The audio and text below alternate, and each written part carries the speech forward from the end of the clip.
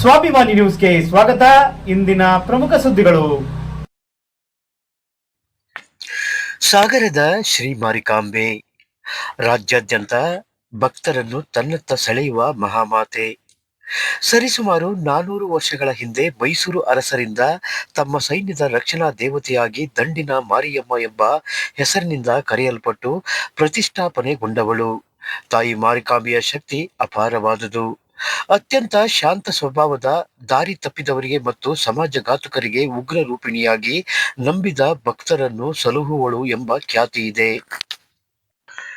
ಸರಿಸುಮಾರು 16ನೇ ಶತಮಾನದ ಸಂದರ್ಭದಲ್ಲಿ ಮೈಸೂರು ಅರಸರ ಸಾಮಂತ ದೊರೆಗಳಾದ ಕೆಳದಿ ಶಿವಪ್ಪ ನಾಯಕರ ವಂಶಸ್ಥರ ಆಡಳಿತದ ಸಮಯದಲ್ಲಿ ರಾಜ್ಯವನ್ನು ಸಂರಕ್ಷಿಸಿ ಸುಭಿಕ್ಷ ನೀಡಿದವಳು ಎಂಬ ಕೀರ್ತಿ ಇದೆ. ಅದಕ್ಕಾಗಿ ಅಂದಿನ ಅರಸರಾದ ಕೆಳದಿಯ ಹಿರಿಯ ವೆಂಕಟಪ್ಪ ನಾಯಕರಿಂದ ಸಾಗರದಲ್ಲಿ ಶ್ರೀ ಮಾರಿಕಾಂಬೆಯ ಜಾತ್ರೆ ಆರಂಭವಾಯಿತೆಂದು ಇತಿಹಾಸ ಹೇಳುತ್ತಿದೆ.